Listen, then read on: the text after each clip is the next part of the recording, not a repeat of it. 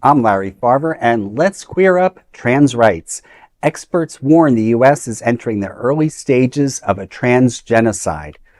Experts in genocide prevention are warning that the United States is showing early signs of a genocide against trans and non-binary people.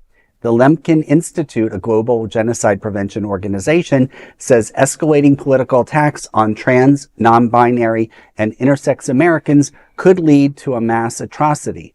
Multiple genocide scholars, including two former presidents of the International Association of Genocide Scholars, say U.S. policies could soon make life for trans people intolerable. Former IAGS president Dr. Henry Theriault says political shifts to the right have enabled what he called a blatant hatred towards trans people. Theriault said, quote, "I think we're already at the point for trans folks, for immigrants, where the damage is being done." So it's not so much will genocide happen as we've got to stop it from happening, end quote.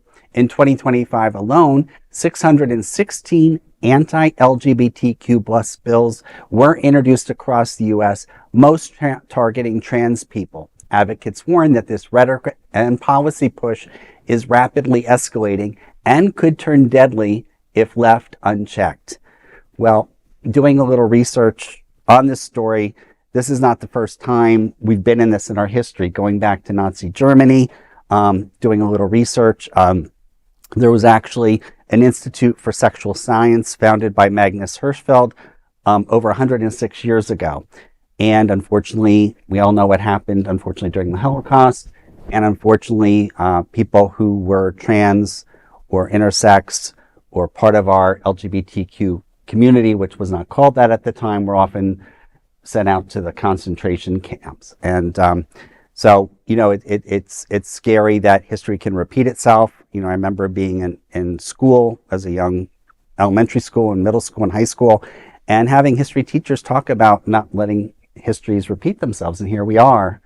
And, you know, it's terrible. It's eye-opening. I think, you know, hopefully, you know, we'll see some changes. I know there's a lot of positive things coming out, and we have a lot of positive players.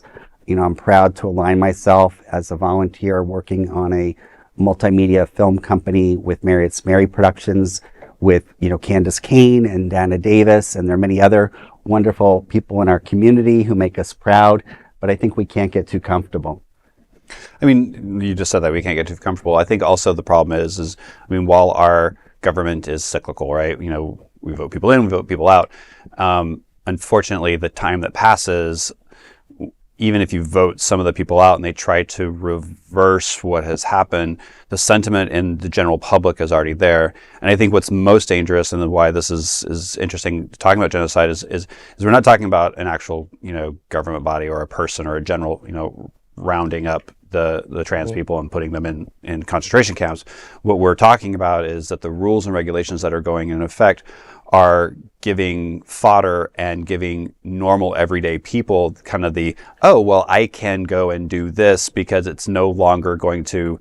It's normalizing the abuse. Correct. Normalizing discrimination, normalizing abuse, make it seem okay for everyday Americans or everyday person to basically aim their ire at trans people or intersex people, or or in general, gay and lesbian, bi, and etc. And that's even more dangerous. Yes. So there is the difference between awful acts being done to a community and genocide. You know, we do have to understand that there are legal definitions when dealing with genocide, but from, like, just to start, like someone with a graduate degree in political science, looking at, like, there's the legal definition, there's also the public perception definition, and I'm not shocked that the people using this language are not LGBTQ rights or trans rights activists, because the world just saw a genocide portray on our phones just over the last 3 years in Palestine. It was a very violent butchering, you know, there were images of kids trying to find their buried grandparents in rubble. Two Israeli organizations documented how it was genocide. That is a very different image than what trans people are experiencing bad things here. They're not experiencing that, and I fear that, like, using the term right now, even to just talk about a potential genocide, is going to land very inappropriately.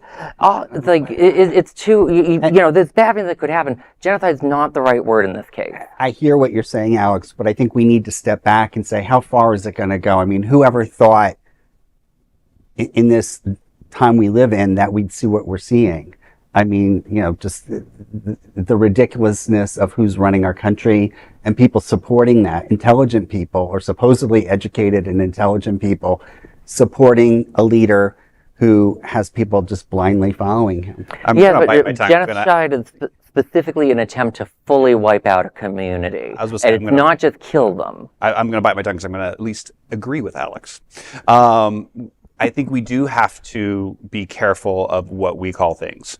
One, we don't want to incite additional hysteria. It's not to minimize what's going on, because what is going on is an atrocity, and what is going on could potentially have irrevocable, could be bad. So I do agree with you. It's not genocide. What they're saying is that it could be genocide, which, I mean, anything could be anything. Correct. If we're going to get down to it. Agreed. Do we still need to do something about it? Absolutely. Do we need to stand up and start taking action against the laws and rhetoric that is happening? Absolutely. Do we need to start educating our neighbors who maybe say something snide or cross? Absolutely. But I do agree with Alex. We need to be careful in the way we phrase things, and we just need to call facts, and at this point, not try to, what I like to call ourselves, future fuck ourselves, because if we start calling something, then we end up sometimes getting there.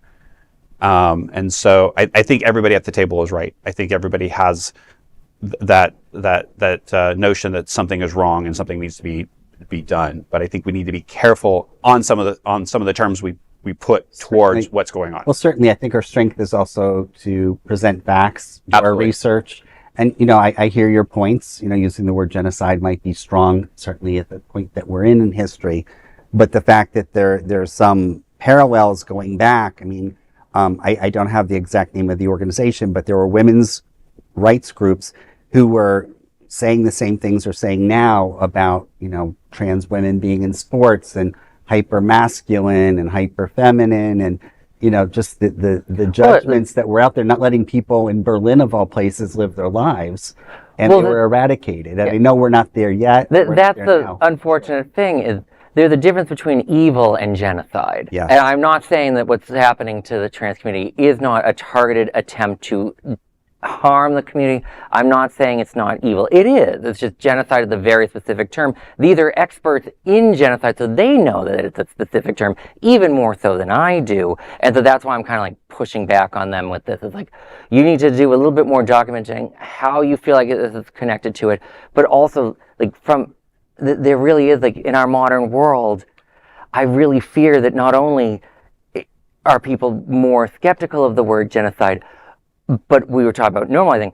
The current president and the last president both just helped make genocide a normal, okay thing on the international stage. It's scary to see what's happening in Sudan as well. But like, if we start saying it, I fear there's also the issue of that, well, then that makes it okay, because on the world stage, we're now starting to see awful things be okay. Like, I'm really scared about what we're going to do to the people of Venezuela, Cuba, Greenland, and possibly Canada. Like, they're all going to possibly be fitting the G definition as well if the current leader has his way. It's a very scary time, and I don't want to throw extra kindling on that today.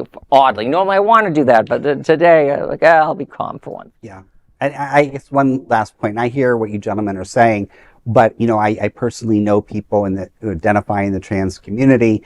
And it's a big mental health issue. And when you 100%. Know people who have the right and have earned their place here and they vote and they contribute to society, contemplating leaving our country for mental health reasons, or worried that they're not going to have an outlet for having a career or working or being comfortable in their own community, even somewhere like Wilton Manors, Florida, you have to step back and look at that. Yeah. 100%. And I don't think either of us are saying that. But leaving the country and eradicating all trans people are two different things. And I understand. I think that's where the slippery slope is, because I 100% agree. I have plenty of friends who are trans, and we have these conversations on a regular basis, especially with my organization, and it is troubling. And there's no other word for that as troubling.